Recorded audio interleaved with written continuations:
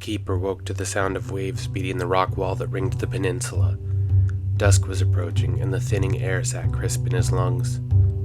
The darkling sky was broken only by moonlight that dimpled and bounced off the waves as the tide rolled in.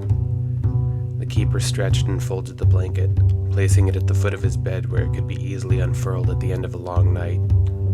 He tucked his copy of Instructions to Light Keepers under his left arm and walked to the closet along the back wall. The old green volume that the keeper guarded was placed briefly on a table, just long enough for the keeper to get dressed in a pair of blue jeans and an ancient sack coat. The insignia on either side of the collar had been worn thin and decrepit by the elements.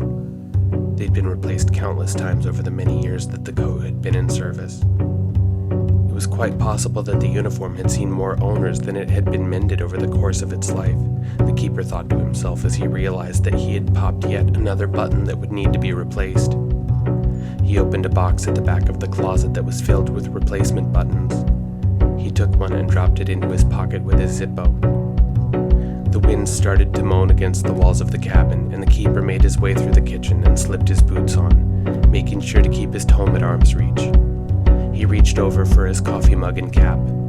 The mug went into a canvas bag slung round his shoulder where it was joined by the book, and the cap was tucked safely under his arm as he opened the door of the cabin and strode out into the evening air. The lighthouse stood atop a small hill at the end of the walk, towering over him like an angry mother, in spite of being nearly 200 meters away. The light at its base was on, but inside the rest of the tower stood dark, an empty vessel waiting to be crewed. The lighthouse cast a great shadow on the ground, and the moon shone through the glass at the top of the tower. The keeper approached steadily and listened to the wind and waves. What sort of evening would tonight hold, he wondered. He hardly remembered what had transpired the previous evening. By the time he'd managed to put out the light and drag himself back down to the cabin, it had been well past sunup. A storm had blown through and threatened to tear the tower down at the roots, and it might have succeeded had the keeper been lax in his duties. The lightning filtered through the surrounding miasma and illuminated the inside of the lighthouse in a sickly green. Near daybreak, it had struck the rock and thrown molten glass at the tower. The brick had been scarred with a network of shallow chips and burns that fanned out across its southwestern curve. The keeper reached the top of the hill and opened the gate latch before stepping over the fallen tree sapling he had planted the previous year. It had not been strong enough. Would anything be?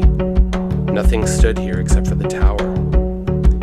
He thought that by seeding it here, it would grow deep into the earth and be able to withstand the storms.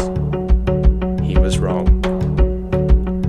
The tower stood quiet, and the keeper could practically hear the key echo inside as he slid it into the doorknob.